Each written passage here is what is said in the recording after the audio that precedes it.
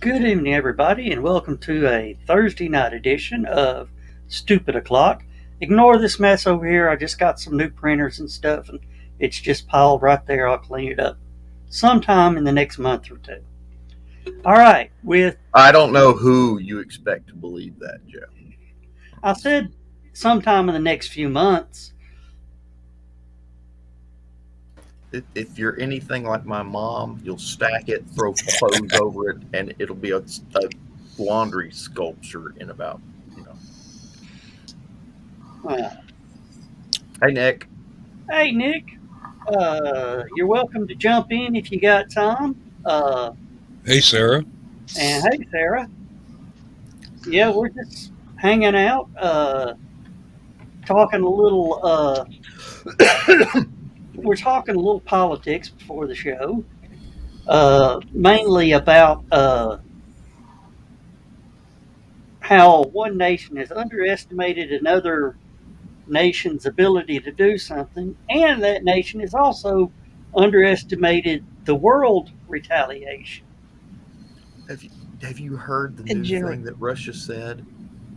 What? That they're making up a list of companies that abandoned them, that they're going to nationalize, like McDonald's and Apple and all these other places.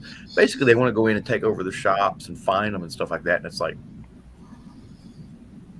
fine, run the shops without the products. Yeah, really. Yeah. What you going to do with no inventory? Yeah, usually a McDonald's only has a 3-day supply, if that. Hey, Carl. Hey, Carl. Welcome to the show. Oh, there's Donna. There's Donna. He thought he got away with it. Okay. Yeah. And John, you were showing up a video earlier how this tank column was just charging into town, and all of a sudden, and got raped. That's just the best way to put it. That was such a classic anti-armor ambush. It's not even funny. I'm pretty sure that if there is a National Guard unit training this next weekend, they're going to see that video in a class. It's going to be part of a PowerPoint presentation. I guarantee you. All of the military science fiction types that I'm friends with on Faceplant. They've all been saying what they need to do in an urban environment. It's real easy. You wipe out the front tank, you wipe out the back tank, and then the rest of them are sitting ducks. And that's exactly what they did. The only problem is that road was too wide. It looked like 6 lanes, 3 on either side, and that gave them. They had enough maneuver room to turn around and get the heck out of Dodge, which they were doing their desperate best to do. Run away! Run away! That rabbit's fierce. I wish I can't. Earlier, it came up on my Facebook earlier today, the whole video, which showed the initial probe and the one tank poking holes in the wall, trying to find them a place to hide, basically.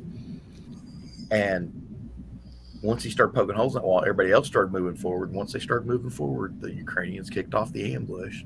You saw missiles come raining in on both ends of the column. Did anybody find out any more about the children's hospital that the Russians hit? Yeah, at least one child was killed. It was a couple days ago. I heard they hit a maternity ward. Yeah, it was a maternity hospital. At least one child was killed. Yeah.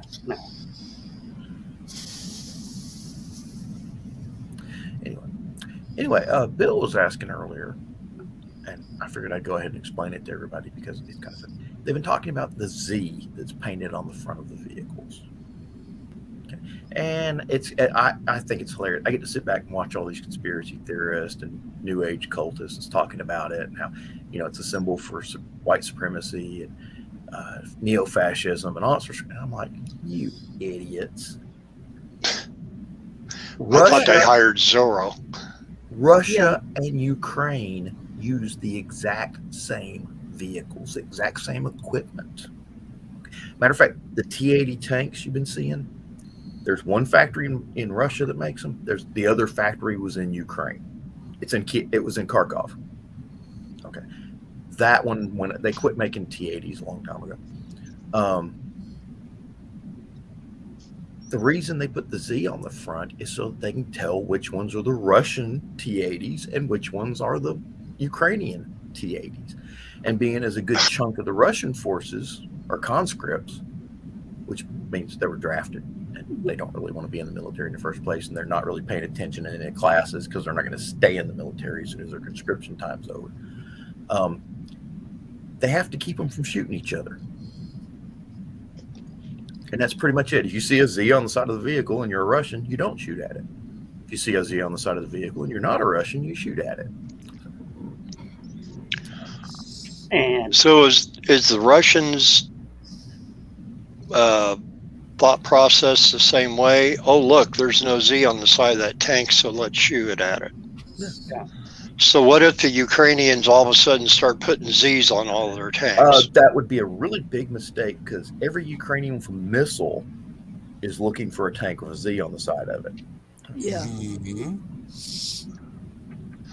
Could there not be another way to identify the different? I mean, yes, the tanks are exactly the same, but any other way to identify them? Because you would think that They all look you- alike to new guys. New guys don't know the difference between a T-80 MU and a T-80 MD. They haven't figured that stuff out yet. They're lucky they can find the right key to the right padlock to the right tank. Okay. are they not able to stay in communication well enough with each other to say, we don't have any tanks here, that's probably a Russian tank? Fog of war. Hmm. Even if you do know, there's always some new guy parks in the wrong damn spot. Yep. All right. And their communications is almost just a step above CB radio. Yeah. No, they've actually got fairly decent radios and stuff in their vehicles, but well, you've seen how we get 8 people here on StreamYard and everybody's trying to talk at the same time and nobody can hear a damn thing. Yep. Same. Everybody's walking all over each other on the radios. So it's a Zoom meeting. Exactly. Hi, Joe. And the bad part is the first time somebody gets shot at, like if there's 100 tanks out there, somebody gets shot at, everybody's on the radio. I'm getting shot. Well, they might not even know where the shot came from. There was somebody's trying to say, I'm getting shot at, and somebody's saying, who's doing the shooting? Where did that come from? And it's just, their soldiers are not disciplined enough for command and control of that situation. In other words, they don't know to shut the hell up and let the lieutenant or the captain do their job. Now, are we talking Russian or Ukrainian here, or both? Yeah. I am not familiar enough with the Ukrainian forces, except that most of what they're doing was based on the old Soviet. Everybody's still using the old Soviet handbook. Okay, I'd be willing to bet they have a similar problem, but because they're smaller and it's their own territory, it's if you got 100 people talking over each other at the same time, that's a problem. If you got 1,000 of them talking over each other at the same time, that's 10 times the problem. And it actually is just multiplies itself so bad, it's not even funny. But that's one of the things Ukraine has as an advantage right now. They have a smaller force. They know the terrain. They can move faster because they have a smaller force. They ain't got to move a whole division.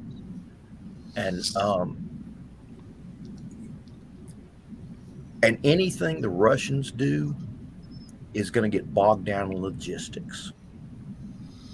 Okay. Average tank gets about 3 miles a gallon. Has about a 90-gallon fuel tank. Has about roughly a 300-mile straight-on range from point A to point B. If you're doing point A to point B and back to point A, it only has a 150-mile range. That's why you see all the Russian tanks with the big 55-gallon fuel drums on the back. Is to extend the range of the tank. And the Nice T8 target there. Yeah, that's what I was thinking. but it's outside the tank, and it's hanging off the back. So That's if it okay. Hey, Ted. That's, that cut down on their range. eventually, but that's actually the fuel they use first. In other words, it'll extend their range, but they'll drive so far, stop, use that fuel, dump the tanks, and then drive on. So, Well, which is my thought process was as long as you deprive them of any external tankage, then all they've got is internal, and that cuts back on how far they can go. But they're not in shooting range when they're using the externals, is what I'm understanding you saying. Yeah. The tank version of a drop tank. exactly. And probably they've got a truck coming behind picking up the tanks and filling them up, barrels and filling them up again. Exactly. So, Actually, John, oh, go ahead. no, I was just going to say I have another question for you, but first I got to do this because of your background. Meanwhile, at the Hall of Justice. Meanwhile, at the Hall of Justice. I'm sorry, I can't do Ted Knight, but anyway, no, seriously, my question now for you, in your I wear it opinion, like a hat. yeah, Yes. with how the Ukrainian military and civilians are handling things so far with things, and there's no end in sight so far, do you feel like anybody else will become involved, considering, because everybody's saying this is Russia, they can really tromp over Ukraine and they can do this, or they're, the talk of other things going on that would we jump in, or England or somebody else? If I were president of the United States, the first thing I'd have told Russia to do, get all your ships out of the Black Sea around Ukraine. Just get them away from the Crimea. We'll give you 3 days. And then I'd have started sinking ships. And just don't come through the Bosphorus Straits. That's keep your fleet bottled up in the Black Sea, and you'll be fine. And once you start doing that, once you take out all that sea power, and that's basically their air defense in that area. Once you take out that sea power, you're showing them, we're getting ready to get into this. You need to back off. Right now, when we pull out of Afghanistan the way we did, we send a message of weakness to the world. Right. Screwed that pooch royally. And the Russians saw that and they've run with it. And that is exactly what caused this problem. They see a new leader doing different things with the U.S. military, and then they think they can walk over us.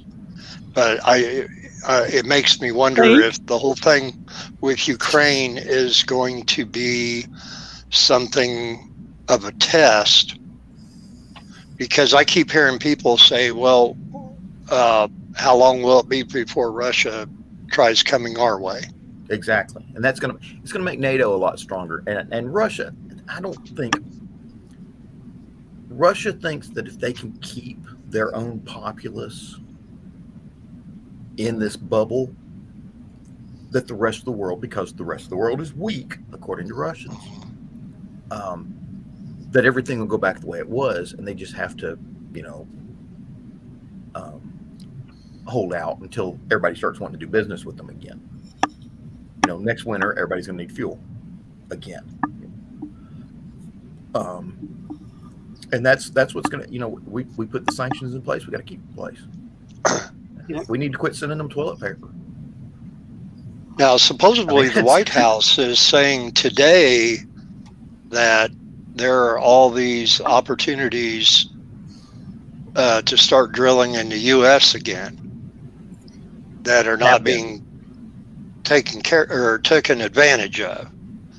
I wonder if this will push that any, considering everybody's talking about $5 a gallon gas or more. Actually, I see it going over $8. I went to Costco. Wednesday, there was a line out into the road to get into the fuel station there. And you're talking out to Cloud Springs Road, not the No, that access road that went over to Cabela's. Okay. But they had about a half a block of traffic. And when we were in Chicago Tuesday, there are stations up there over $5 already, just for regular, not premium. Chicago. Well, Yeah. Oh, Stephanie, if you noticed, Donna Carlene just says, Carl, the baby's at the bottom of the stairs wanting someone to carry him upstairs. Carl goes, I'm on my way. This is like a 5 to 6 month old kid. Oh, which Carl's already said in a previous post that cat will fly up the stairs and miss about 2 or 3 steps each one getting up there. But when he wants attention, he'll be at the bottom of the steps crying for somebody. gotcha. So, yeah. And hi, have a- Keisha. Right now, I have a cat on my feet, so. And she says, don't tell him I told him to go get him. So that was for Carl. But, yeah, so Go ahead. For Bill, my opinion of what Bill asked, what would make somebody else jump in, is when they make a shot at one of the outside countries that is sending support in. If they, Poland was talking about getting the MiG-29s in there, and they were trying to figure out where they were going to do the logistics for it, all sorts of stuff like that. And the next thing you hear, Poland's moving Patriot air batteries into place along their border because they thought that Russia would throw missiles at whatever airfield that they were stationing those MiGs at. And if that had happened, there'd have been a lot of missiles flying after that. Oh, yeah. I saw an interesting video today of Putin meeting with, I think it was the leader of Belarus. And just to watch him, that was a real eye-opener. There is a neuromuscular problem there. And There's it's somebody. severe. There's somebody that said he may have Parkinson's. Oh, he may have had a stroke. Yes. The right foot and leg, he was basically having to kind of throw it forward rather than stepping forward. Kind of giving it one of those. And he had his hand was doing this, and it was on the same side. And so if that's the case, then there could be issues here too. In which case we can't trust him any further than we can throw him. Because there's no way of knowing what he's going to do. He's at the point Joe, he's got that. Yeah. I found that video. There's only one problem. It's from the British newspaper The Sun. Oh, Nope. nope. No. We don't have any fish to wrap. We don't need to be paying attention to it. Right. No.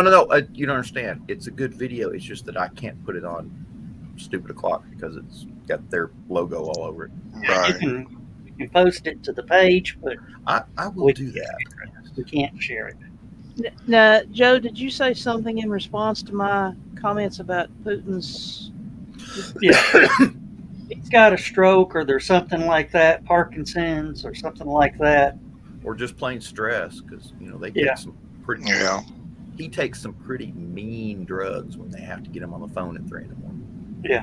Well, not only he- that, he's looking bloated, which could be an indication of steroid use to try to handle some of the aftermath of whatever is going on.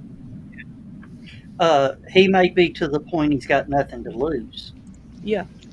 Which means he's liable to do anything. So this is probably his last hurrah. It may be. It may also be that And if you pay attention to some of the stuff he's done, it's kind of evidence to support this.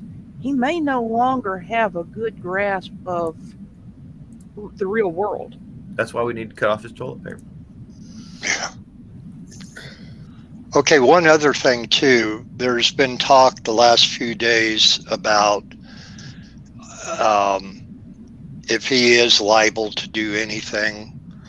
They were talking about him sending missiles over to nuclear power plant to knock it out, which of course, obviously everybody knows that takes out the cooling, and everybody is worried about, okay, if he does that, of course worried about the radiation and everything, as much like anything else if it happened anywhere else. And I'm wondering, what are the possibilities that he would be able to do it, or if the missiles could reach it, or I'm sure it's being guarded, that they've already shelled the largest nuclear power plant in Europe. The thing is that the part of the power plant they shelled is the administrative section. It's right. Right. But was that accidental or on purpose? That was on purpose. That was to scare the hell out of everybody. But basically, if you can imagine, this power plant was their version of TVA's headquarters, and they had a training center there for training people to work on nuclear reactors and stuff like that. That building is what got hit. Yeah. So now the thing of it is, I do not know what the design of that particular reactor plant is. If it's one like our modern TVA stuff, not so much worry. If it's something closer to Chernobyl in design, and I realize there's probably multiple reactors there, so there may be multiple designs, but I would really love to know what design they're using there. And I don't offhand enough. I've had other things on my mind and haven't tried to check that one out. let me see here. Okay. I believe the one we're speaking of is the I'm gonna murder this name. Zaporizhzhia nuclear power station. I think that's right. Yeah. Let me see here. Is the largest nuclear power plant in Europe, Mm-hmm. and among the 10 largest in the world. Mm-hmm. It was built by the Soviet Union. That's not a good sign. And so if the worst come to worst, the plant has 6 VVER 1000 pressurized light water nuclear reactors. So apparently it's apparently it's a real nuclear reactor. Now Steph is going off to Figure out what it is. yes. Yeah, well, I you know like the right how- questions to ask. I like how all the corporates are just bailing on Russia left and right. Yeah. Well, you start messing with the profit margin, the corporations are going to leave the sinking ship as quickly as possible. if worst comes to worst with this nuclear reactor, who is affected? All of Europe mostly, Yeah. but especially 99P, if I knew who you were, I would Consider it. but we don't know who you are. Really.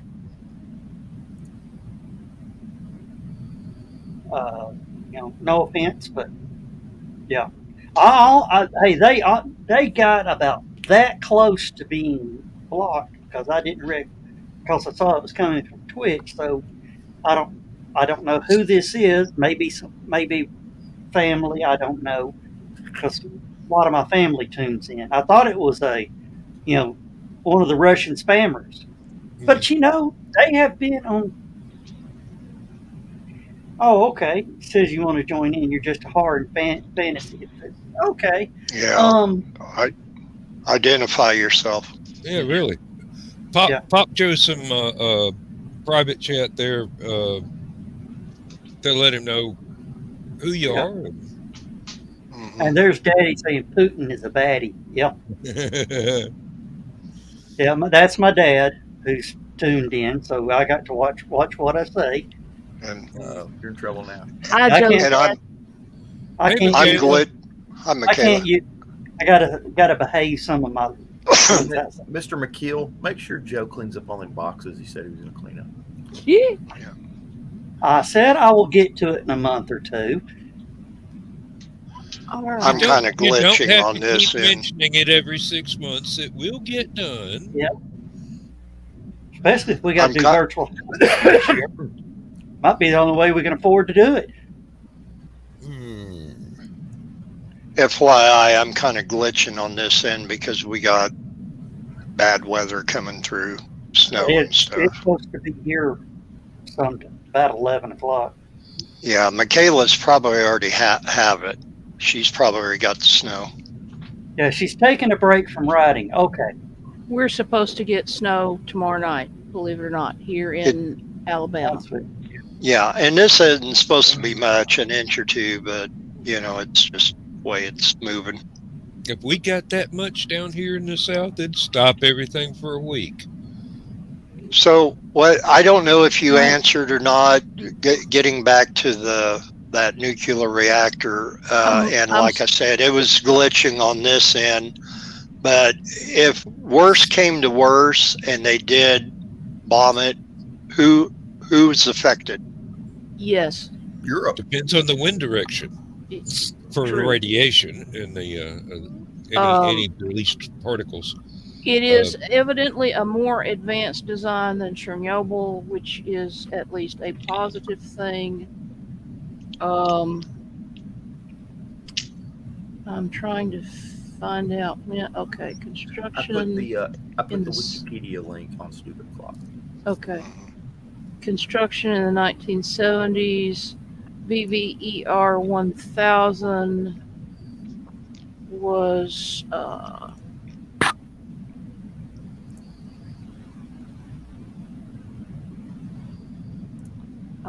developed around about 1975. So it's a Most more nuclear recent. reactors were. Well, no. No, I mean that was No, back then. Chernobyl was built in the 70s. Chernobyl was designed in the 50s. Oh, it's 60s. Probably, Okay. probably 50s or 60s. I'm not sure. Well, that's 70s was the nuclear age. That's when you saw all the nuclear plants coming Yeah. up. Yeah, but they were still using very old designs. And they're still using those same reactors. Well, You got to remember, I live in between two nuclear reactors, pretty much. John, you probably know there's a couple spots. One on what is it? Mowbray Mountain, and also on Cumberland Mountain, to where you can stand and look off over into the valley and see two nuclear plants. Watts Bar and Sequoia. Yeah. Let's see. And a couple big dams, if you know where to All look. right. The RBMK 1000 was the Chernobyl design, and it was graphite moderated. Right. The VVER 1000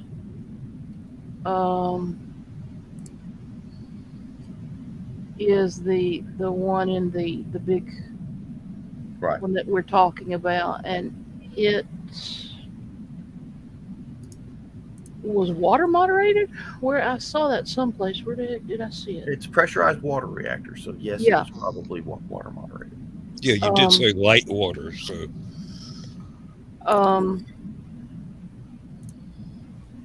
So Yeah, light water nuclear reactor. there are pluses and minuses to that. Because if the pumps get shut down, cooling's gone bye-bye. yep. Yeah, and that's what I heard. last couple days. A graphite reactor, as a general rule, if the power goes off, it's usually designed. The not rods only slam. The rods fall into place via gravity Hmm. and quenches the reaction. So I'm So not no sure. No China syndrome. Well, I mean, the Chernobyl was a graphite reactor, graphite moderated reactor with bad So- control rods. with bad control rods. And So, all the safeties turned off. Say the least. so I mean, it's one of those. If it can go wrong, it will. Now that reactor there in Belarus, Mhm. they added a passive heat removal system. And let me see. It doesn't say how it works. Well, there's a lot the of new ways. safety system includes aircraft crash protection, hydrogen recombiners, and a core catcher to contain A the what? molten reactor core in the event of severe accident. A core catcher, okay. The core catcher will be deployed. Oh wait, that's a different one. Yeah, good luck on that. Yeah, Michaela says so are effed. Yay. Pretty much. Well, Europe Yeah. is. Nick's got a good point too. If the reactor will, the coal generator plants will power back up, which serves certain industrial interests. True. Uh-huh. But I mean, it's just the things that he's having done are not sense making. You know what I'm saying? Yeah, we're not playing. Ukraine is not playing by his rules. No. And he's No, not playing nobody- with a full deck. And that's what I'm thinking is that he's not playing with a full deck, so there's no way anybody can play by his rules because nobody knows what those are. You know Well- what it reminds me of? It What? reminds me of a lot of what you saw in World War I in Europe, where you had this elite government and you had these elite generals giving orders to the military on the ground. The military on the ground was trying to tell them, we can't do this. We'll lose everybody. Generals go, oh, just try a little harder. Yeah. And they said, oh, well, we'll send in a couple more divisions after that division gets wiped out. And, it's that same European, let's throw more people into it mentality. Yeah. And the Russians, since I can't speak for before the days of the Soviets, but since the days of the Soviets, the Russians have had very little respect for human life. They don't mind throwing more bodies at it if that's what it takes. At least As long as they're not the rich, influential bodies. Right. As long as they're not the leaders. The leaders don't mind throwing as many, because Chernobyl proved that. Because they sent in a bucket brigade with no shielding to try to handle this thing, and everybody had one shot to get all the way through. They had Throw to your make bucket and then run out. and you run out, and you have X number of seconds to get from entrance to exit. And if somebody went down, there was no attempt made to rescue. They were dead where they fell. Uh-huh. And that was how they handled it. Yeah. And many of them are still laying there. yeah. Sort of. No, They did go in and clean all that stuff up eventually. So I don't know if they got that far in. Did they? And a lot of course, there's also the great parking lot over there, which is Ukraine's trying to figure out what's happened to it. Russia's trying to figure out what happened to it. Oh. But a lot of those vehicles are going missing. Well, there were people going in and stealing the parts out of them for a long time, so they started burying all of it. And most of it got buried, but it's not just that one area. There's other areas, depending on how hot the vehicle was. They said, well, that fire truck may be radioactive, but we might have a use for it if the fire starts in the nuclear plant again, and it won't matter if it's radioactive. Yeah, really. It matters to the people who have to operate it. If the people that drive it have to die. Yeah. But yeah, they were dead already. That's exactly it, and that is the mentality. So I mean, and this guy, remember, did he head up the KGB for a while, or was he? Yes. Yeah, Putin. He did. Yeah. That's where what Nick said. The problem, a normal person going nuts is one thing. A KGB nightmare losing his stability is a different mentality. Yeah. And that's the situation that we might be in. And frankly, and this scares the living out of me. I wouldn't, at this point, based on what I saw today, I wouldn't put it past him pushing a button. Yeah, all the kids today need to watch that movie. War Games. No, not War Games. The Day After? Day After. I was going to say The Day After Tomorrow, but that's that crazy science fiction. Whether... Yeah. Yeah, The Day After. That scared the hell out of me. There's another one that was made in the UK about the same time. And I can't remember the name of it. Red Dawn's not really as realistic as this situation goes. Well, Red Dawn is what Ukraine is doing. Yeah.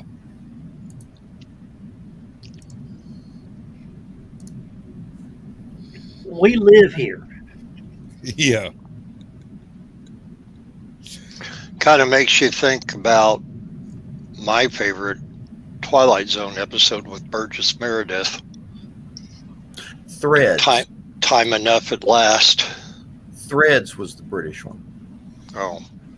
Yes. One of my wife's friends recommended that it. Well, he stated that, well, maybe it's about time we rewatch that as a group of their friends. And Lindsay goes, yeah, right. I didn't sleep for a week after I watched that the first time. It's interesting Nick mentioned China because,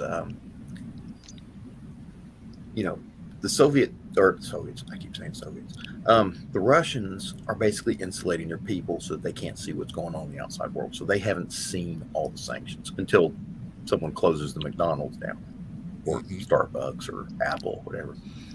And, but China has been watching this, and they have seen the entire planet pretty much pull out of just, no, we're not putting up with this. Screw you, we're out. And China's like,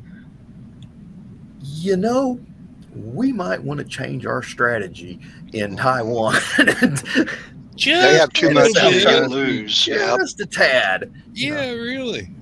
Well, another report I saw today said that Russia has been begging China for aircraft parts, and China's turned their backs on them. Yep. They know the repercussions. I am really surprised that China hasn't kind of jumped on the bandwagon to try and get back into good graces with the West. They may have, I just haven't heard about it. None of us have. They may be talking. The reason Biden's not talking to anybody, he's busy talking with China, is what I'm thinking.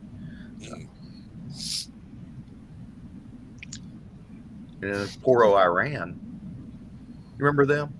They used to have a country. Vaguely. Yeah, they were in the news a while back. You remembered them if you lived in 1980.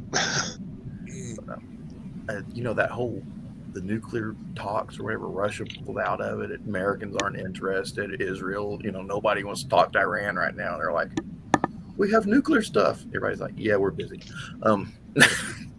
We've got real world problems, kid. North Korea's been launching, test launching missiles, and everybody's like, listen, when you get up to big boy level, call us. We're going to be busy over here with this mess.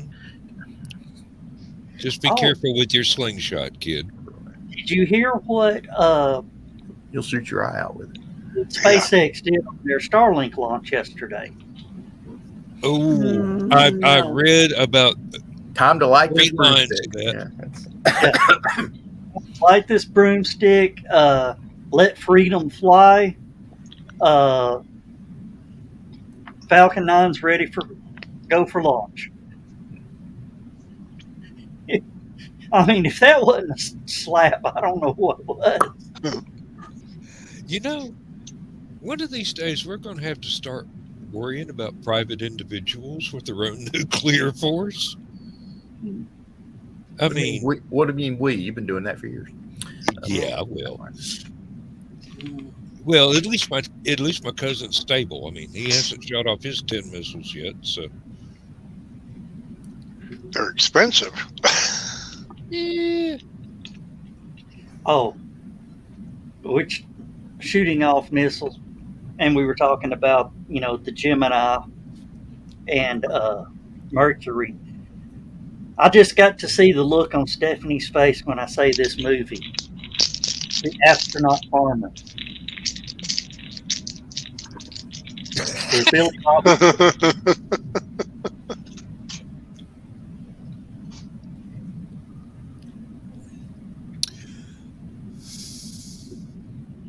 I don't know which was funnier, when the missile fell over and launched him across the cornfield. Now, see, the thing that you have to realize is, if I see the commercial or the trailer and I determine that it's kind of going to make me want to fling something at the screen, I just don't watch it. Screens are expensive. It's pretty. It's a good. For you, you would consider it a comedy. I'm sure. When he orders the 10,000 gallons of hydrogen peroxide. Well, I bet that was interesting. Yeah, Fed showed up. Okay. I just want to clean out this chicken house. Well, the problem is you got this mercury redstone sticking through the roof of the barn. Uh-huh. And they're going. That's the water heater tank. They said, we just want to make sure you don't launch any nuclear missiles at the United States.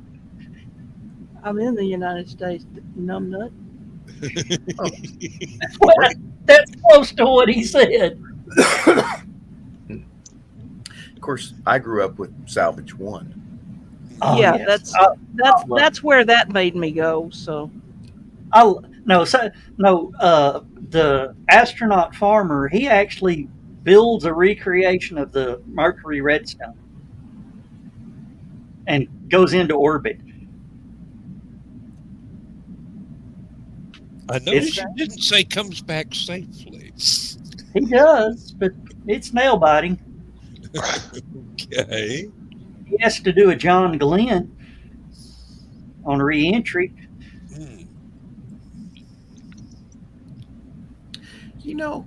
That does raise an interesting question. What? Can you imagine if you got your hands on some old Mercury capsule technology type stuff? Just you found a capsule sitting around somewhere, but you could go and refurbish it with modern technology like SpaceX kind of cabin stuff, And Be interesting. It would. It could be very interesting, Well, when that book comes out, you'll see my name on the cover. Well, I forget who. Seriously, that's part of the plot of one that I've turned over to the publisher, and I'm just in the pipeline waiting on news to where we can go through and do the re-edits.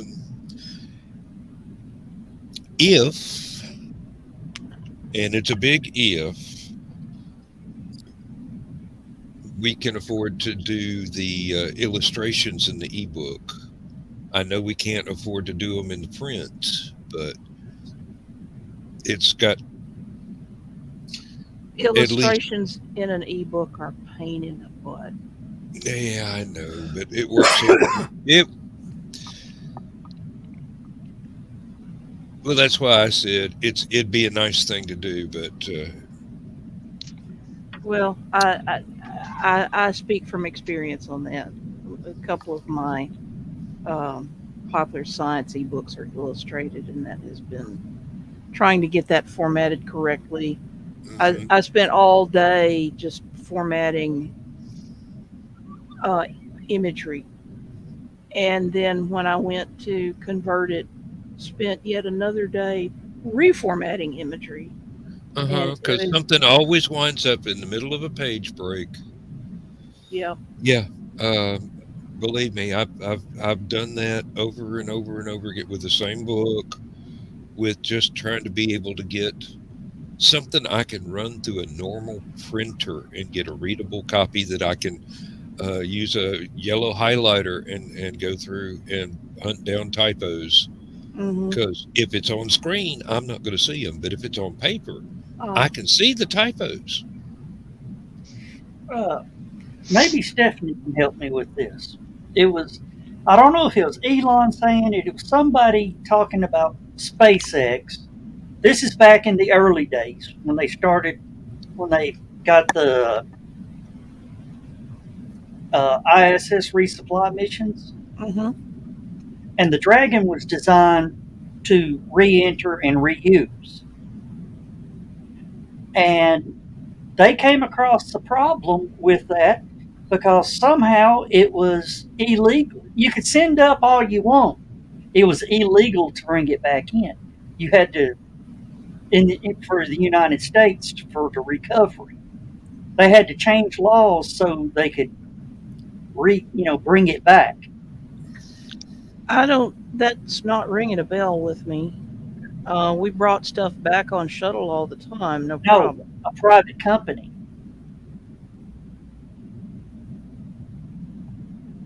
That I don't know. I'm not. I don't know what the legalities would be.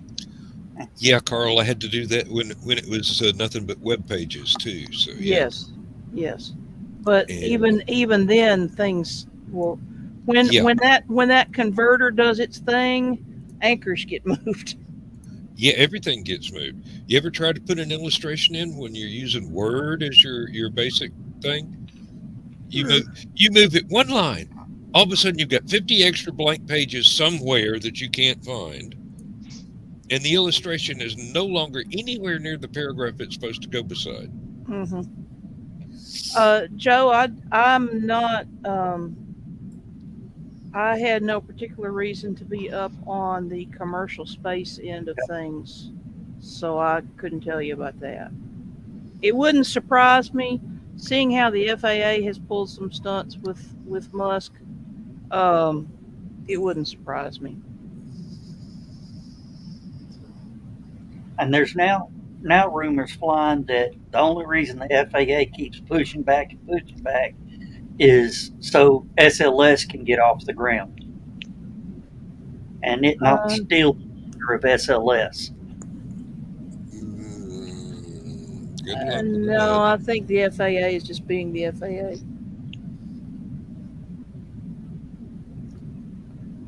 Yeah, well, that makes The sense. the the FAA is not, other than the fact that they're both governmental agencies. There's Yeah, no connection with NASA at all. Um, so the no fly zone around the Cape is as much for the Canaveral Air Force Base yeah. as it is for the Cape. So It's not um, evil, it's just misunderstood.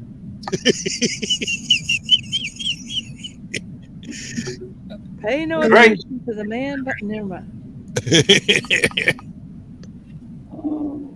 Um, Y'all got to remember, my train of thought is easily derailed these days. What was I about to say, doggone it? Talking Something about the about trains of canal. thought. No. Yeah. I know that when Travis um, had his Rocket City Rednecks show, they had to get I think it's called a NOTAM, Yeah.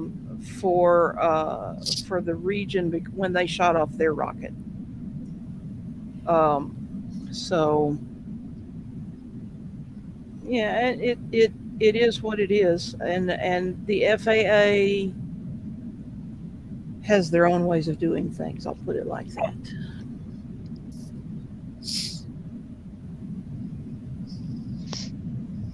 I'm trying very hard to be diplomatic here. I can And tell. not only do these independent rocket companies have to deal with the FAA, they've also got to deal with the FCC. Yeah, because you got communications, and you got orbital communications, and so yeah, absolutely. Let's not even get started with Teamsters.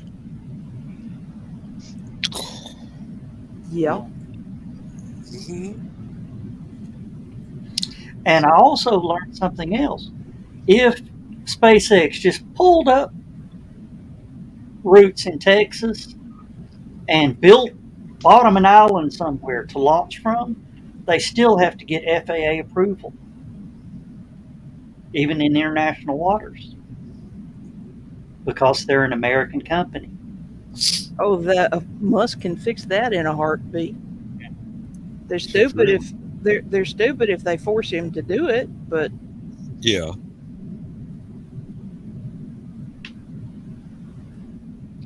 Yes. yes. It would have to be. I mean, nothing else has got the power density you need for that. Good night, Joe. Good night, Joe.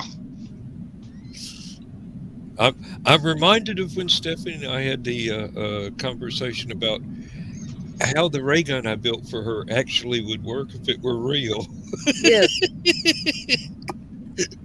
Turns out most of the parts would have to be about the size of railroad locomotives. So. Something like, yeah. Right now, just give them a little time. Huh? What? The parts being the size of railroad locomotives. I said, yeah, but just give it a little time. They'll shrink inside.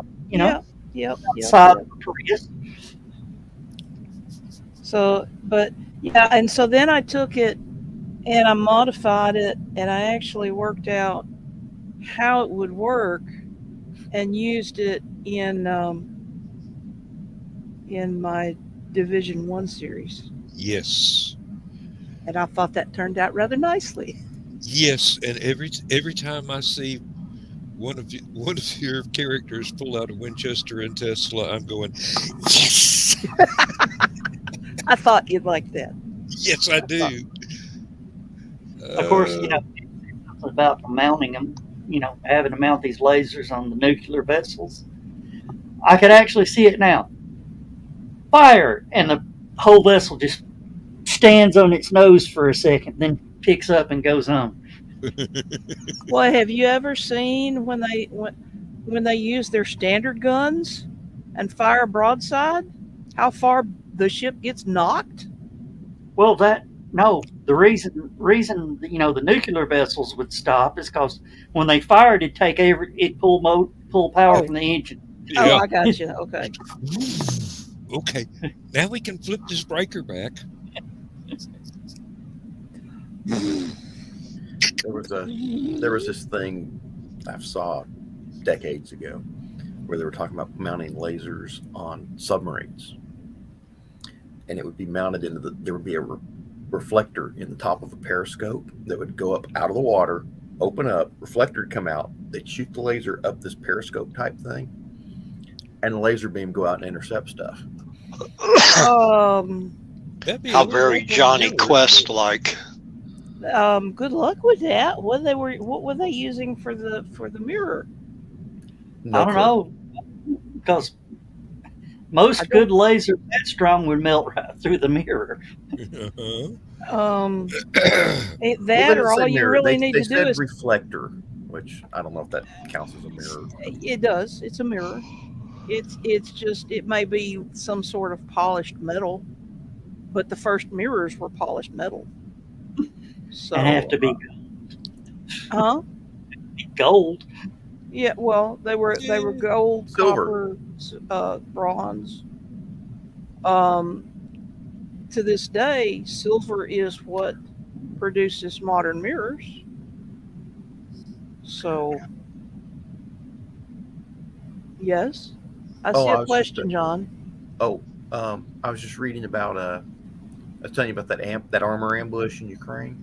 Uh Apparently, one of the vehicles they got was the commander. huh. So they got him a colonel. And they Good. popped it. Popcorn. Yeah, really. I What think is that it? one vehicle you saw. Oh, Jiffy Pop. Jiffy Pop. Pop goes the weasel. Yeah. Oh, I was thinking that they played Little Bunny Foo Foo, We should. picking up the field marshals and bopping them on the head. It's like a whack-a-mole. Mm. More like whack a troll. They are. Yes. Yes, Yep. they are. Yes. But they're not designed to reflect lasers. That's No. the point. Yeah. Yeah, and see the thing of it is the laser would ablate that away really, really fast. You would literally evaporate the metal, sublimate the metal. If it's that powerful to take out something, yeah, it's Yeah. It really. you have to come directly out of the end of the gun. And you wouldn't want, I mean,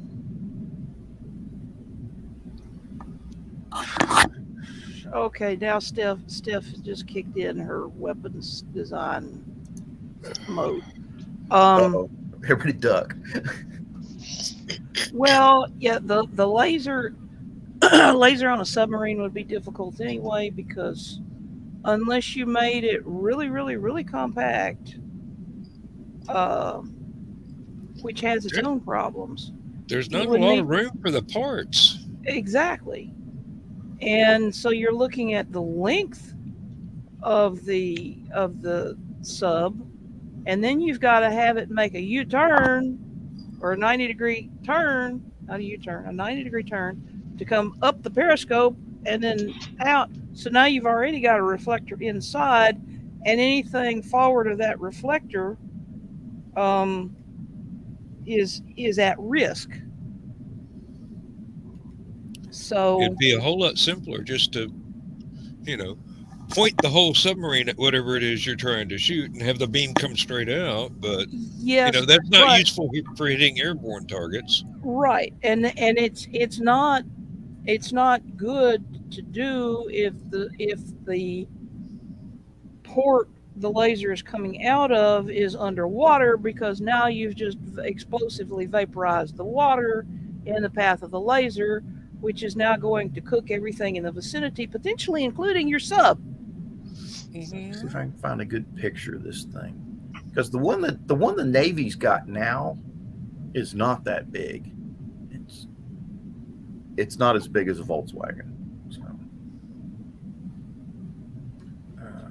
Honey, if it's as big as a Volkswagen, it's big for a laser. well, not for Navy guns. I mean, see, I'm trying to for a find laser, yeah, it is.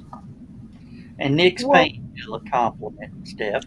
Thank you very much. Thank you very much. I have I've done a bunch of stuff over the course of my life, and it's been interesting. I have some interesting stories to tell, and it's left me able to reason through some stuff like this. What And- made me? And one of your best stories to ever, if you ever meet Steph in person, she's got to tell you the frog story. Oh, I was just thinking the same thing. Now, Michaela's got a good question. What? Okay. When I was a kid, there were two things that influenced me, and here I'm giving away my age. But at this point in my life, it's kind of like, oh, what the heck. Um, 20's I not that had. old. 20's not that old. Thank you, but uh, What's John? Oh, that's the laser. That's the laser. It's in, and it's strange enough, the turret it's in looks like a observatory. It's a big Yeah, it clamshell does. dome. It that comes does, in. yeah. All right, back to Stephanie's answer. There were two things that influenced me. One was the original Star Trek. The other was the Apollo fire. So here's this little kid, and she's been watching Star Trek, and she's fascinated with the space program, and she's keeping up with it, and now she's heard about this disaster that killed 3 astronauts. And so she goes, wow, that's bad. And then she says, well, but you know what? It was important enough for them to risk their lives for and to be willing to die if it came to it. So that's kind of interesting. And then I looked at Star Trek and I said, well, maybe that's the sort of thing that they're trying to reach. And I said, here we are. Here's where we might be. I want to help. I was 8, 9. And from that point on, my big driving goal in life was working in the space program. So. Okay, so if your interest started at age 8 or 9, more or less, this is no, my that would have been weird. When was the Apollo fire? 66, I believe. Yeah, I was 6. Okay. 67. 67. Okay. I was still 6 because it was in January 67. Okay, go so ahead. your education then, knowing your age now, and you're Yeah. in my neighborhood. Your education hadn't really started on an elementary level yet. So did that gear you to have that thinking at that early of an age, or did My formal that evolve? My formal education had not begun. I could already read and write and do basic arithmetic. Okay. So my parents started me on all of that. So, but yeah, from that point on, I focused. excuse me, I focused on STEM, or what they now call STEM. Mm-hmm. And because of my age and because I grew up in a rural area, that sort of thing just wasn't done. Right. You know, I kept having teachers and guidance counselors and stuff trying to divert me into, oh, if you're science oriented, you should be a nurse. Mm-hmm. Or a homemaker. Yeah, or a teacher. Mm-hmm. There's nothing wrong with those professions, Mm-hmm. but that wasn't what I wanted. And Right. you do make a very good teacher, but you prefer your own subjects that you have used in your previous professions. Yes. So how did you persevere through all the pushbacks then, back in those days? She's stubborn. Yeah, pretty much. No, but I mean, realistically, how did you? Did you just put a mindset that, or did you go? I mean, did that affect you as far as where you went to high school, college, so on and so forth? I didn't have a choice of high schools. There was only one high school in that part of the county, so that's Okay. the one I went to. I picked my subjects for graduate and undergraduate school, and that helped determine where I went. So you know, from there, it was just gritting my teeth and chugging through it. Okay. And when you guys talk about your old Commodore computer, Stephanie, wants to do the. Honey, I was using an old Commodore computer with a Hershey bar modem when I was in grad school Well, to work from home. I'm thinking of your college days of the Commodore computer. They didn't have those when I was in undergraduate school, dear. The punch cards. What was your mascot? Let's go P. Oh, you. Austin P State Yeah, that's right. University That's was my right. undergraduate. Okay. It was my undergraduate school. Yeah. So The slogan was "Let's go P." okay, It I was was the thinking. governors. I was thinking the other one in that. Vanderbilt. Yeah. What am I missing on Vanderbilt? The Vanderbilt Commodores. Oh well. Okay. But yeah, I mean, when I was in undergraduate school, it was big mainframe computers. We didn't have PCs at all. Those didn't start cropping up. Those were a spinoff of gaming, and those didn't start cropping up until I was in graduate school. And I had a Yeah, Joe Commodore, Dog. I had a Commodore 64 with a Hershey bar modem and my TV to work from home on my master's degree. So The only Commodore she had was Lionel Richie on a 33 and a third record.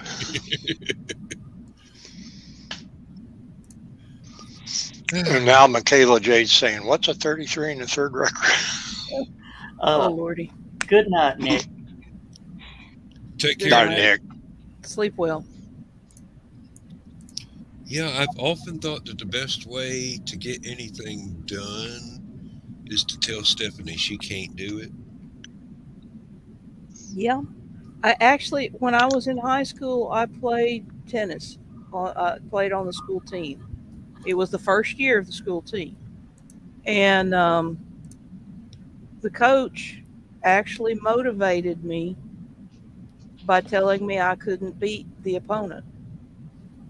And I was like, watch me. And you see, there's when you piss me off, I have to be like there's a level of being pissed off where I'm annoyed. You push it much past the annoyance level, and I hit a mode of get out of my face right now. But that's a relatively short layer. Once you push me past that, assuming I don't slug you first, you push me into a mode of which I've used in some of my characters, where I don't get mad, I get even. And I will become calm, cool, collected, and I will flat take you apart at the seams in whatever manner is best calculated to upset your little apple cart. And if that happens to be putting a line drive right down just inside the alley of the tennis court, so hard that you can't get there in time, that's okay. If it happens to be putting that line drive into your face, that's okay. Oops. You got in the way. Hey, sorry. How'd that racket get out of my hand and you caught it with your teeth? But yeah, No, so John McEnroe doesn't come into this. oh honey, Jimmy Connors taught McEnroe everything he knows. I remember. So yeah.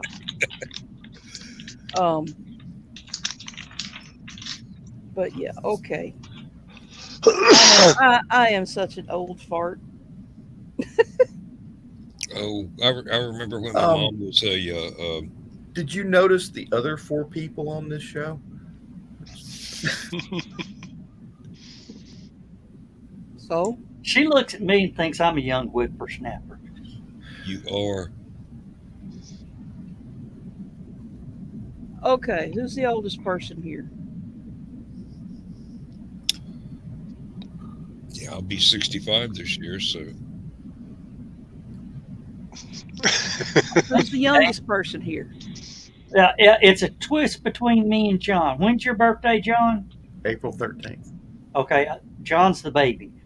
Oh, okay. Okay. John's the baby by just a few months. Anyway, I just, it's kind of interesting because this is gonna sound weird and okay. Um, yeah, but y'all are not actually on the screen at the moment. Yeah. That's where I was going with it. We're not going to say you don't count. You're just not on the screen. Right.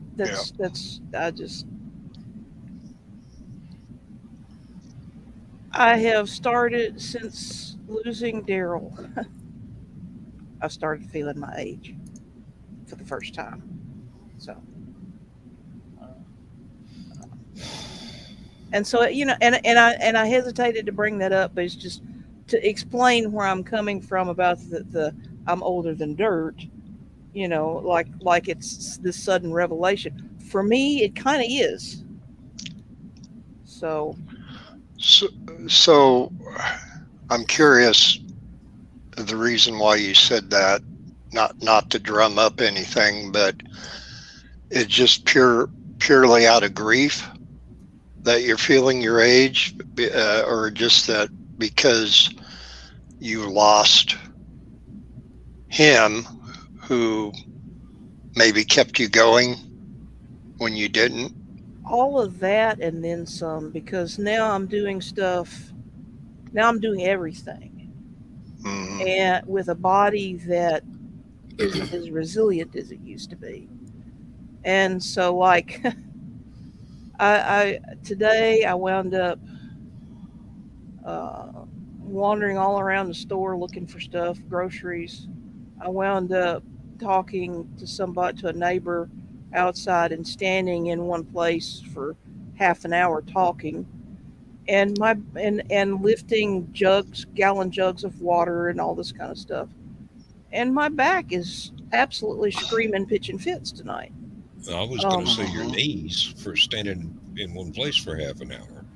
I can actually flex the knees a little bit, but the back still has to bear the weight. And since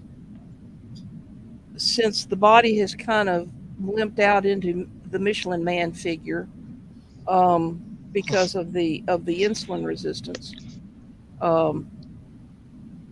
it's not well distributed for being able to carry the weight on my back. Am I making sense what I'm trying to say? Yeah. Yes, because I was, up until the last 14 months, I weighed about 115 pounds more than what I do now, because I have dropped the weight. My bone on bone knees, which is both of my knees. Me too. Although I'm still bone on bone, and when weather changes, like tonight, I feel it. But the less weight on them helps me out so much. Well, I don't walk with a cane right now because of that. I'm bone on bone in both knees also. Mm-hmm. But the insulin resistance is not for anything that I did wrong in eating or anything like that. Right. Yeah. I know. I have polycystic ovary syndrome, and severe insulin resistance is a part of that syndrome. And so basically, what I refer to as the giant mutant cyst from hell, which was an ovarian cyst that blew up to 25 pounds worth of water balloon inside my gut, nearly killed me because the weight was cutting off the blood vessels. It was collapsing the blood vessels that supplied my intestines. So if it had been gone on much longer, I would not be here, and it would have been a particularly nasty death. That was about the time that Stephanie and I met, actually. Yeah. And so the orthopedist keeps telling me, you need to lose weight so we can do these knee replacements. And the gynecologist and the endocrinologist keeps telling me, oh no, honey, you're never going to lose weight. If you cut out all carbs, the most you can hope for is not to gain any more weight. Yeah. So I'm just by way of taking them all and sending them into a barn with each with a tobacco stick and sealing up the barn so the one person comes out that's I was going to say, they can lay into each other. But time to get another opinion, because this is your health, your life that's concerned, and I have tried everything that I know to lose weight because once again the stubborn kicked in. And I was like, okay, I'm going to prove them wrong, because at that point in time I was an ACE certified personal trainer. I used to do non-competitive bodybuilding. The only reason I did not compete was because I did not feel it was healthy for a childbearing age woman to get that ripped that would be required for competition. So I went through everything that I could to lose weight, and I could not do it. I could not do it. I tried everything I knew. The only way I have actually lost any weight was right after Daryl's death. I basically just stopped eating. And so starvation diet works, but then when I nearly passed out in Walmart, everybody was like, "You need to do something." So now I've gained it all back plus some, because I started eating again. Well, and my body was like, "Sorry, go ahead, Bill." No, go ahead.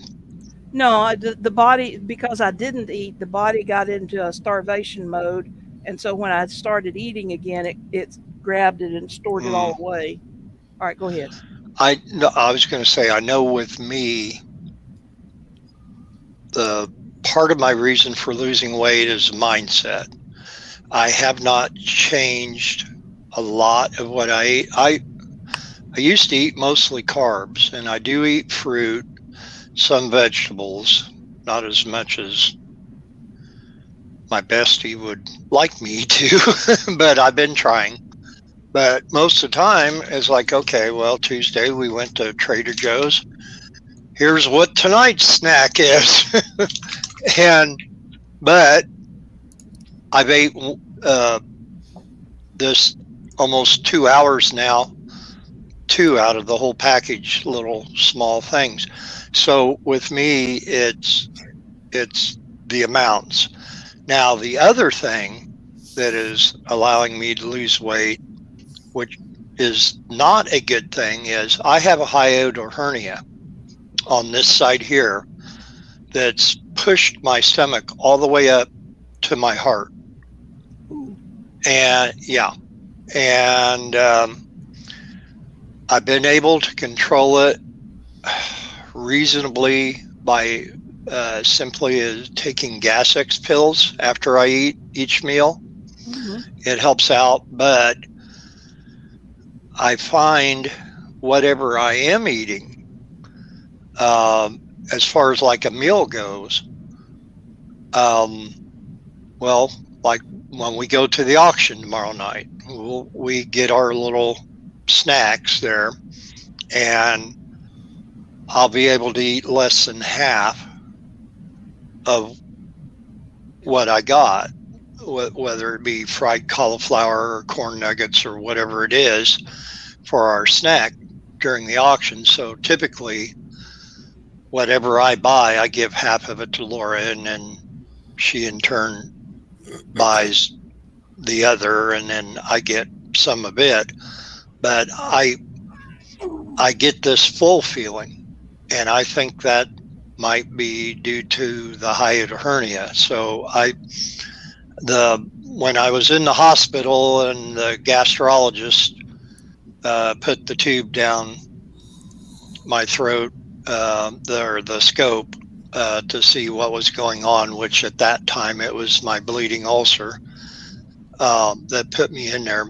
I have an appointment with him a week from tomorrow for a follow-up, and I'm going to ask him a lot of these questions because it's hard for me to get through most of a meal, let alone finish it. I can eat about half of whatever is on my plate. And then I get this full feeling. And if I try to force myself, then I feel like I could be running to the bathroom real quick. So, Could that be part of your ulcer problem too? Possibly. When my ulcer was, well, I've had bleeding ulcers since the early 90s, but typically I've been able to control it, usually with Prilosec, omeprazole, whatever.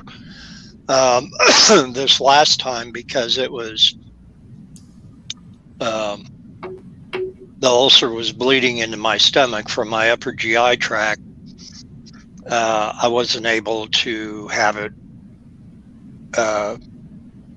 controlled with what I had here.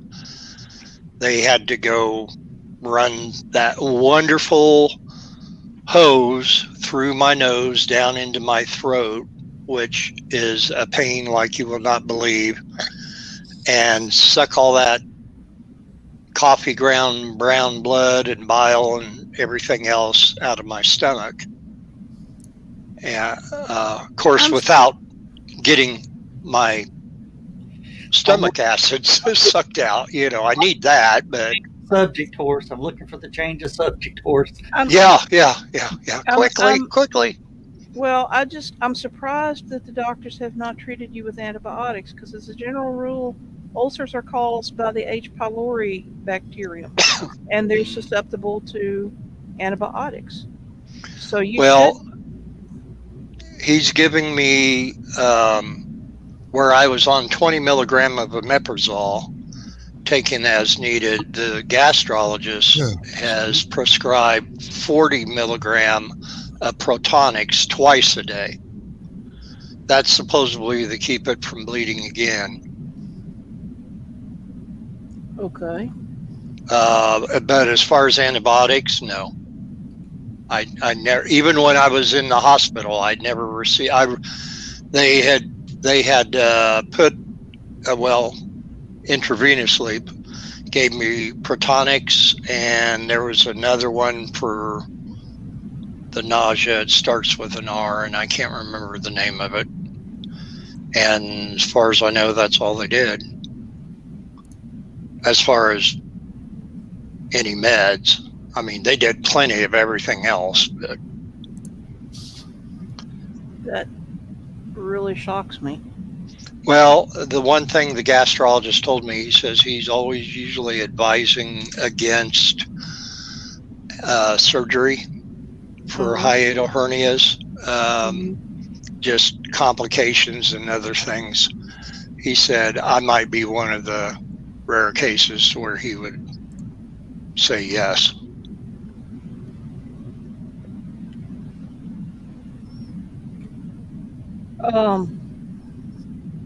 But anyway, so yeah, that's kind of where I am, and it isn't that I eat that much. It isn't that I eat badly, but basically, and everybody's like, "Oh, but you need to be eating salads and pastas and stuff." Like, no, because salads, yeah, depending on what's on the salad. Pastas will go right here because that's carbs.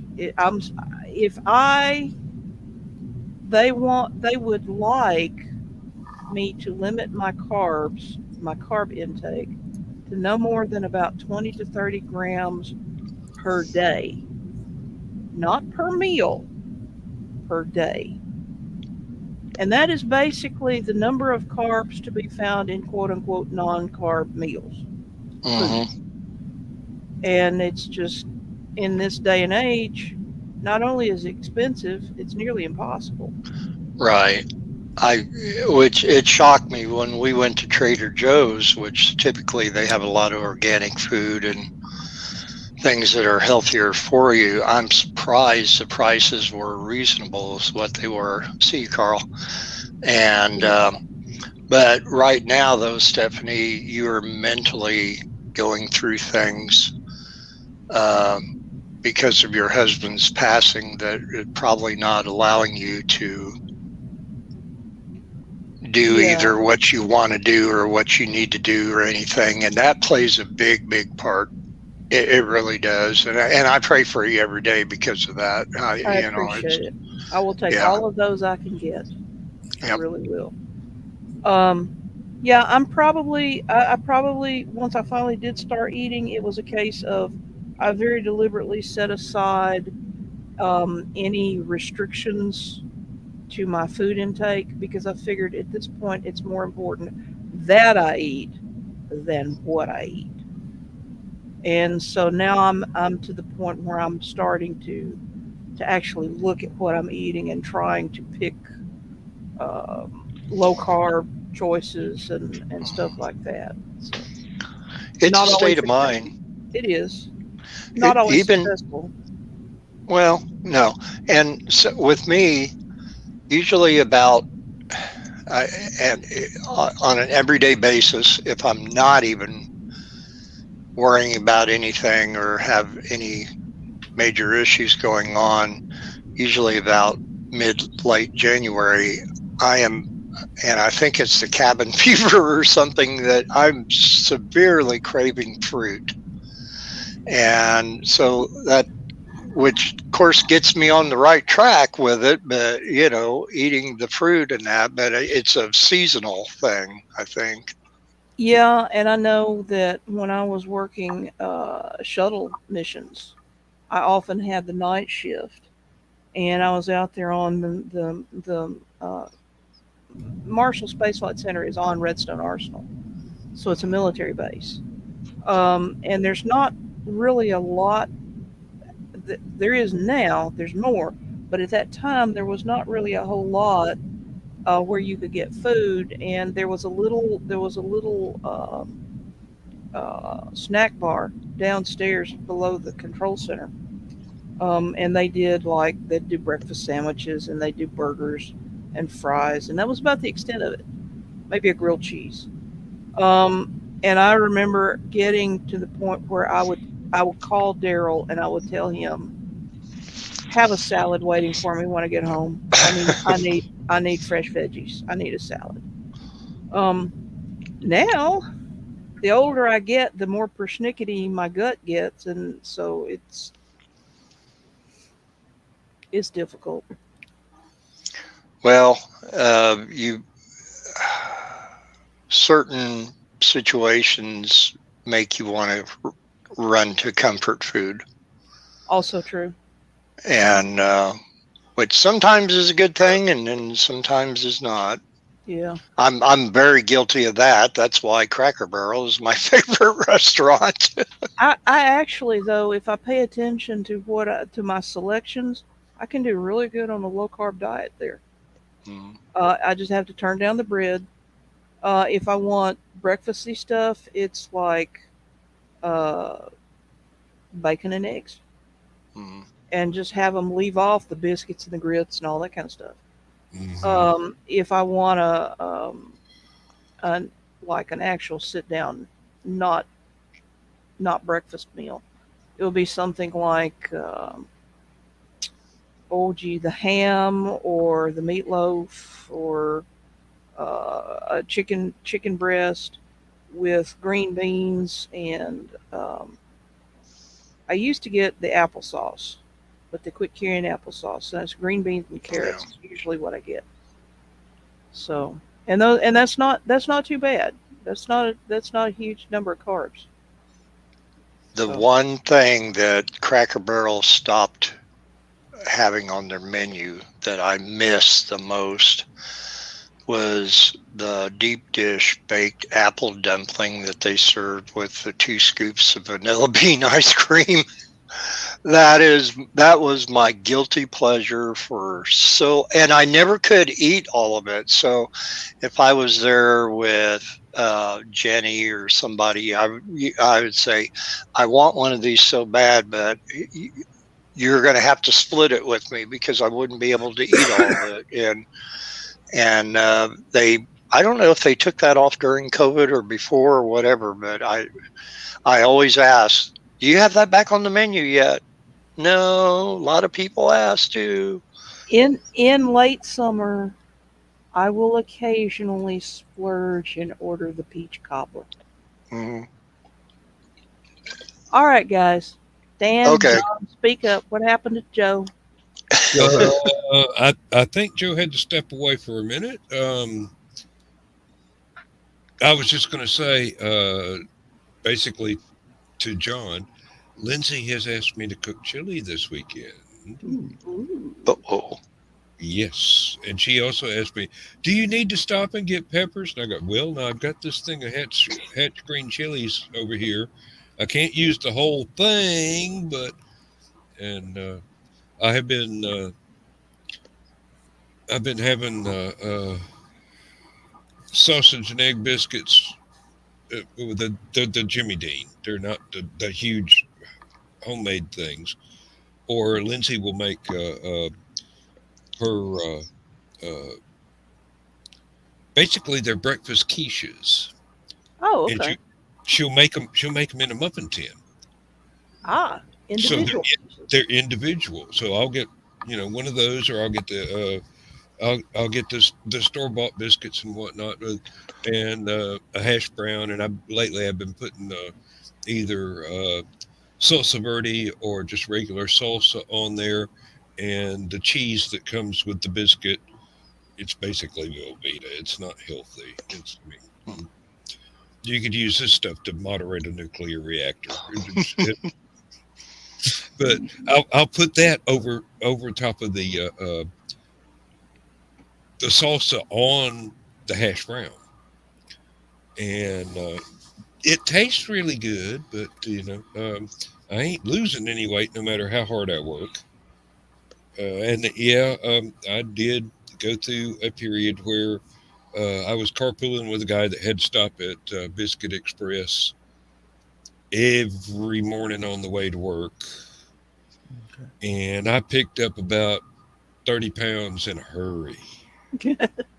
Michaela, banana peppers are good to pickle and slice and put on sandwiches. Yep. And I do have a jar of homegrown pickled peppers, and there's like 15 different varieties of peppers in there. I try not to put too many of the extra hot varieties because I don't do hot peppers that well. But basically, if it's hotter than a jalapeno, I don't want very much of it. Guess who? Were they picked by Peter Pepper? Yeah. No, Oh. they were picked by really angry people who grow them not professionally, but might as well be. If there was an Olympic sport in growing peppers, I got some coworkers that could some of those peppers you just lay them out on the table and the paint starts peeling off 6 feet away. I mean, these things are. One guy, he'll actually just go ahead and eat a whole Carolina Reaper in one bite. Ugh. Yeah. Okay. There's a news story just came in.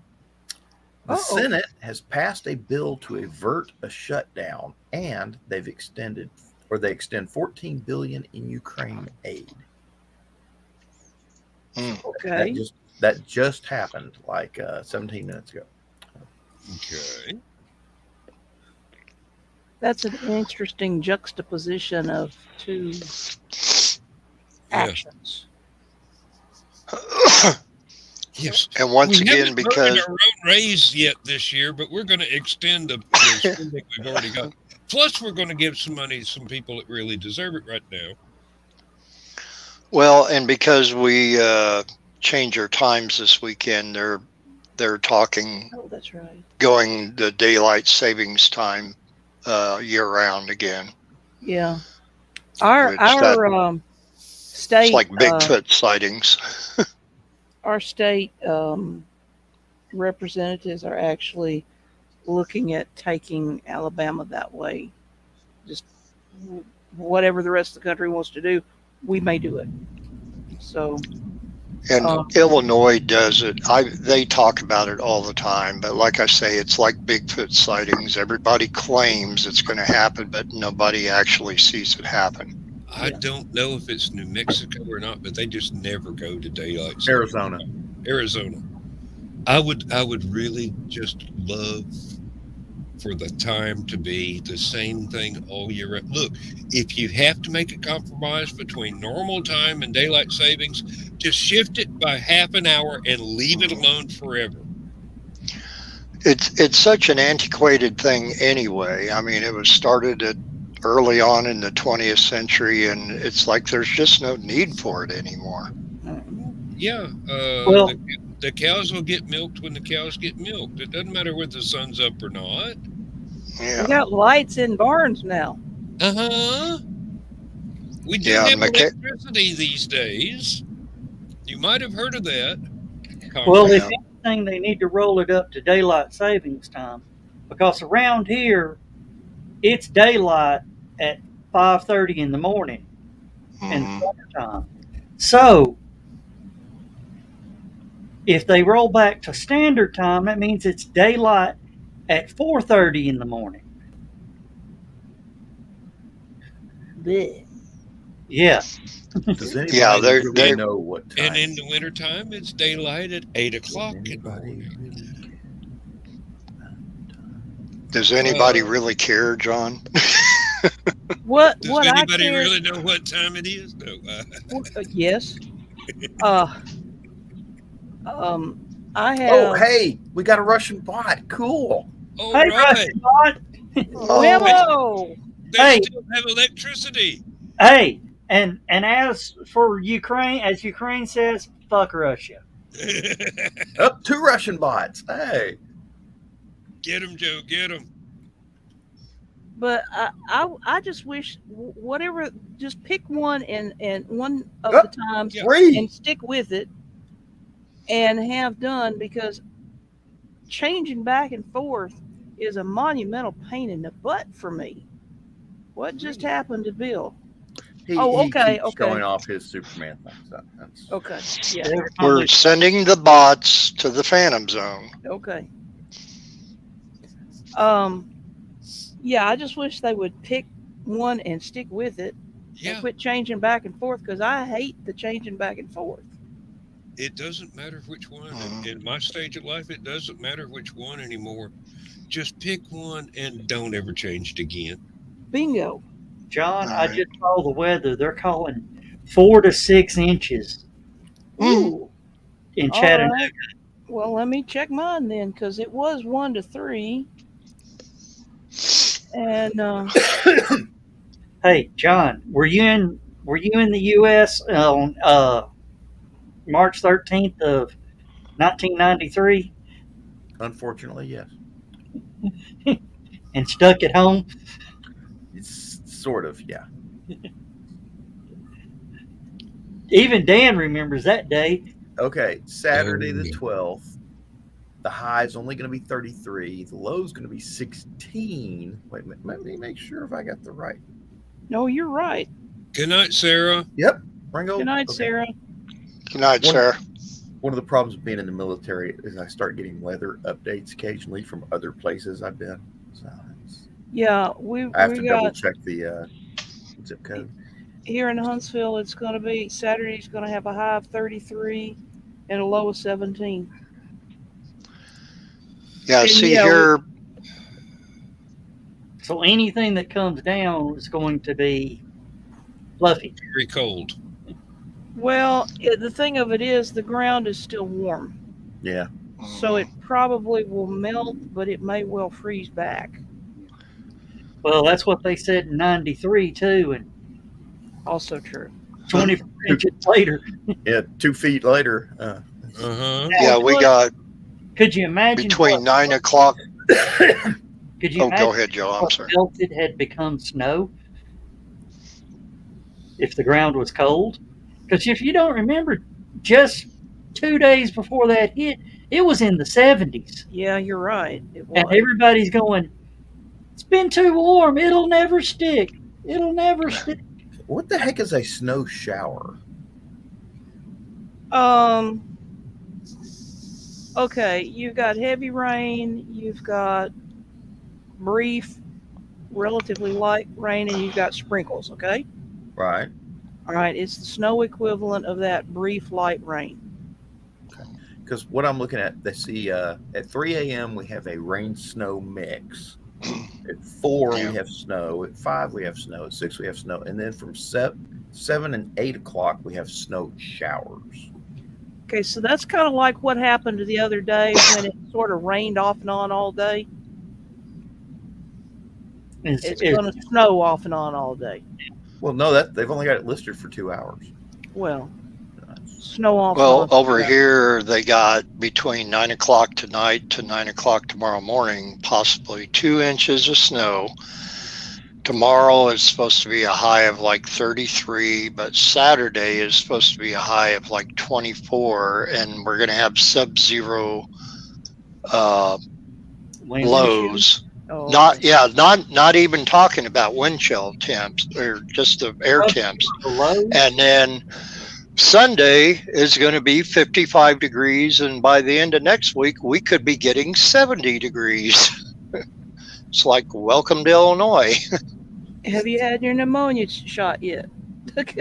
Yes, I have, and I've had my flu shot. And of course, if you haven't, you're going to need it after this. Really? We got the attitude, welcome to Georgia. If you don't like the weather, wait 5 minutes. It'll still be 98% humidity. The temperature's the only thing that's going to change. Did y'all hear about the New York and was it New Jersey are shipping down to Alabama via train? Garbage. You're close, but you haven't gone far enough. Congressman, no. That's what I was going to say. That's real close. That's real close to garbage, yes. They're actually dumping literal shit onto trains, human waste, and shipping it down here to put in our dumps. Oh. Well, Chattanooga's been doing that for the last 8 years. You've been importing it from elsewhere? No, we've been sending it to Alabama in tractor trailer loads. Try entire trains worth. Yeah. Well, there's a lot of people up there. All I can say is this. Holy shit train, Batman. And when the levee breaks, you ain't got no place to go. Well, and if Laura's watching, she would be typing in the comments, "You're such a dork." What did you say, Steph? Huh? You were going to say something. Oh, they already stopped it once a few years ago. Now they started it back up, and I mean it's not legal. So. What's the reason for them doing it to begin with? Do they ever really say? They run out of landfill space. Oh. It is great on hay fields, but you got to watch out because tomatoes will start growing. Now, here's something else, and Michaela will understand this one. They ought to ship it somewhere to make Milorganite, because Milorganite typically is pelletized human waste, which they use predominantly on golf courses. But it's also really good around rose bushes and things of that nature, too. But Dan got from New York. Dan got what I said. You can see him laugh. No, this was about Bill's remark, and I'm going, yeah, there's an awful lot of shit on golf courses. Mostly they're walking around in expensive clothes, but. Oh, I thought you were talking about where they just hit the woods for a few minutes. I'm wondering, have they never heard of these no longer viable coal mines in Appalachia? Man-made outhouses there, just fill them up. No, another thing that's happened. When I worked at. Go ahead. Well, I was just going to say, when I worked at Menards, I was training a girl out there one summer. Just the things that we normally do out in the garden center.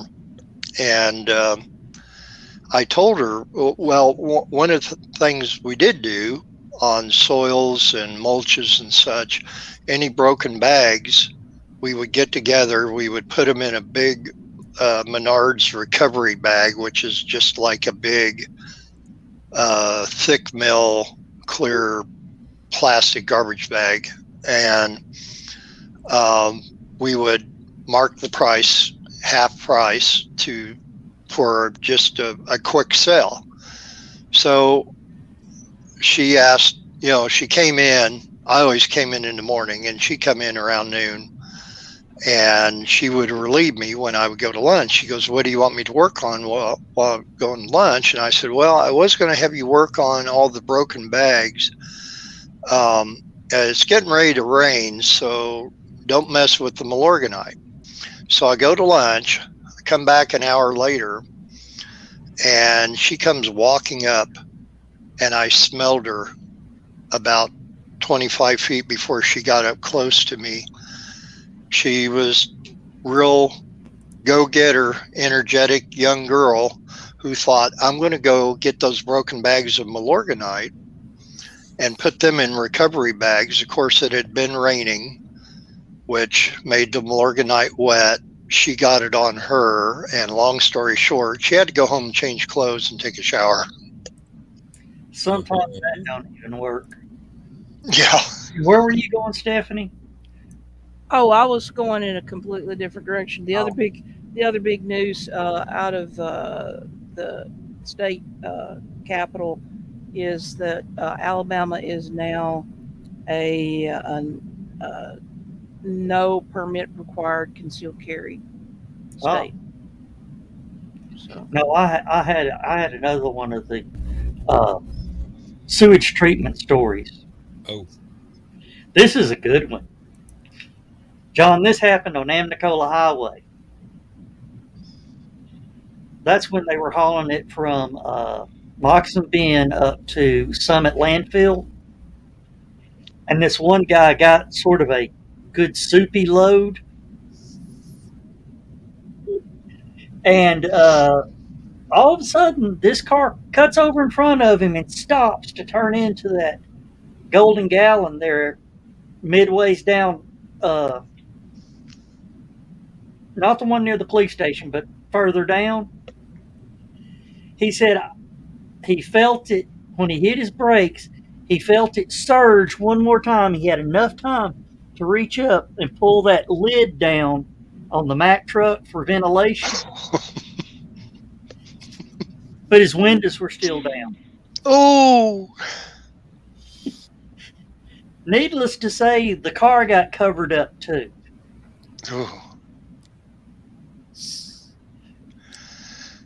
Okay, in the same vein, I was watching canal boat videos from England tonight, and a couple of the guys on one boat, one of them experienced having to empty a cassette toilet for the first time. See, there are several different kinds of toilets on boats. This one, basically, it turned out to be a chamber pot. Pretty much. Mm-hmm. And he did not know that.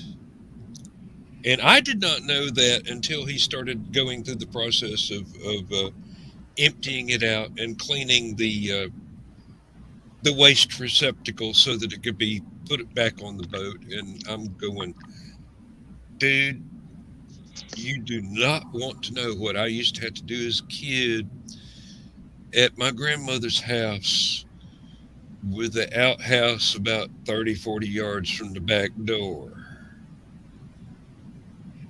Tote that chamber pot down there every morning before daylight.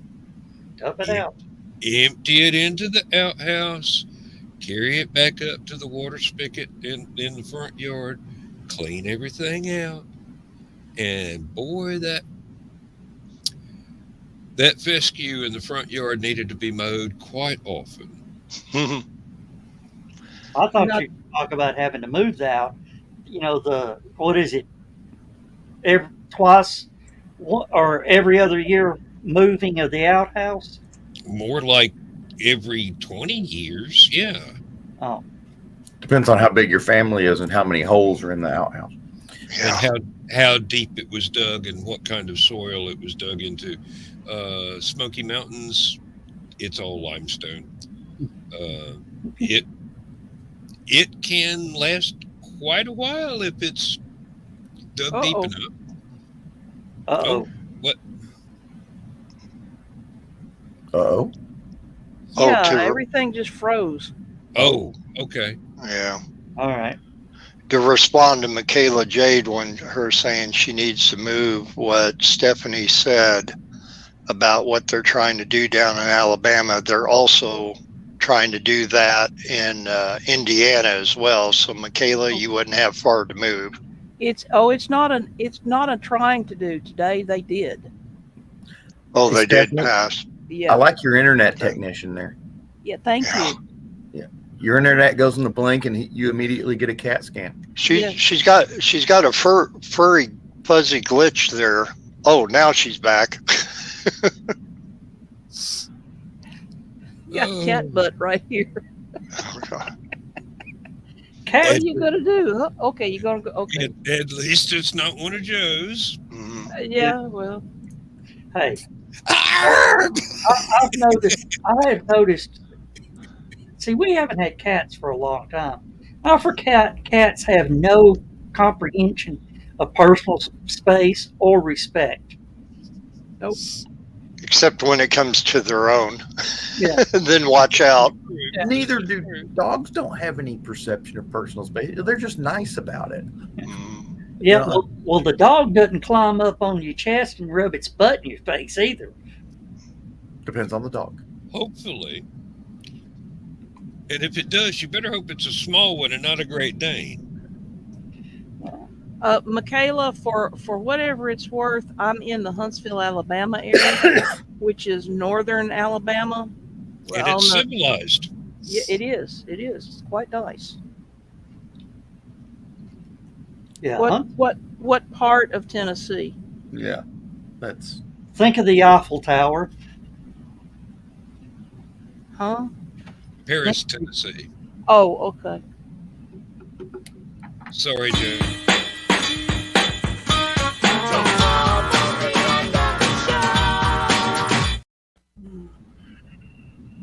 Well, I was apologizing, but Oh. you know. okay. Continue. Troy and Dothan is nice also. Yes, it is. I've been through there. Dothan, Alabama. Yep. My best friend was born in Dothan, grew up in Which is right next to the U.S. Army's aviation school at Fort Rucker, Alabama. Which, strange enough, I believe that is the big town next to Fort Rucker is Dothan, Alabama. Oh, yeah. And then Yeah. there is the town spelled Arab. Arab. No, don't you dare call it that, Why? because they'll correct you. It's like Lafayette and Lafayette. World of difference. In Alabama, Yeah. it's Arab. That's how they say it. Because it's within rock chunking distance of where I am. Okay, I thought they pronounced it. They call it Arab. Um, There's a town real close to where I'm at. Essentially, the name of the town is Dracula without the R. Yeah. It is Dracula. pronounced Dracula. I Now, know. imagine my surprise when I tried to pronounce it the way that I thought it should have been pronounced. Dracula. Yeah.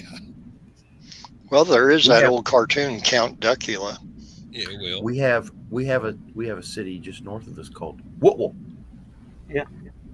Whoa. Whoa. It's spelled Whitwell. Now, this is not the same case as Mayetta. Yeah. That is a cultural choice in that area. I knew somebody that lived there and pronounced it as Marietta. Oh, wow. Mm-hmm. Must have been an import. What? That's in Georgia? Yeah. Mm-hmm. How is it pronounced then? Most of the locals say Mayetta. It's spelled Marietta. Mm-hmm. Okay. Yeah, well, Donna, just come on down. Come on down. It's cheaper. There's no income tax. There's no state income tax, and we have the best internet in the nation. Yeah, that's one negative about Alabama is that they do have a state income tax. I should say we. Georgia does too. Yeah. I grew up in Tennessee. I grew up in Clarksville, which is not far from Paris. We used to play the Paris football team. I still think of myself as a Tennessean. I've lived here longer than I lived in Tennessee, but I still think of myself as a Tennessean. And Dan's off running, and we're going to have to start wrapping the show up. Okay. Yeah, we're at the 2-minute mark. I'm going to go ahead and get Dan's shows pulled up on me. That way I can get his show started. Do I need to shut down this one? No. You're going to do both of them? Yeah, I can. You're bilingual? I can try to do both of them. Yeah, Dan's already got it set up over there. But yeah, we're going to have to go ahead and wrap up the show. Yep, it's that time, Donna. So it's time to say goodnight, everybody. Good night, everybody. Good night, everybody. Vaya con Dios, amigos. Saturday night.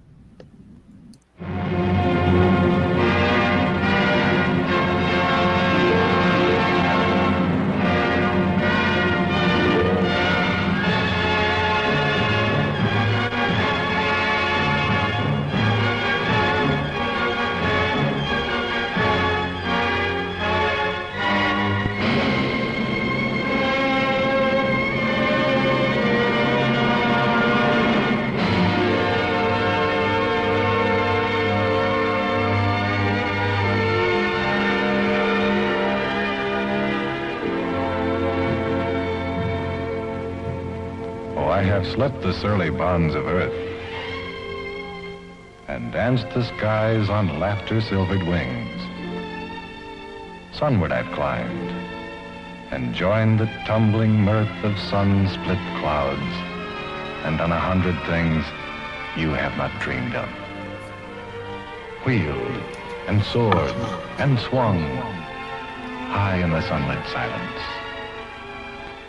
Hovering there, I've chased the shouting wind along and flung my eager craft through footless halls of air. Up the long, delirious, burning blue, I've topped the windswept heights with easy grace, when never lark nor even eagle flew. And while with silent, lifting mind, I've trod the high, untrespassed sanctity of space, put out my hand, and touched the face of God.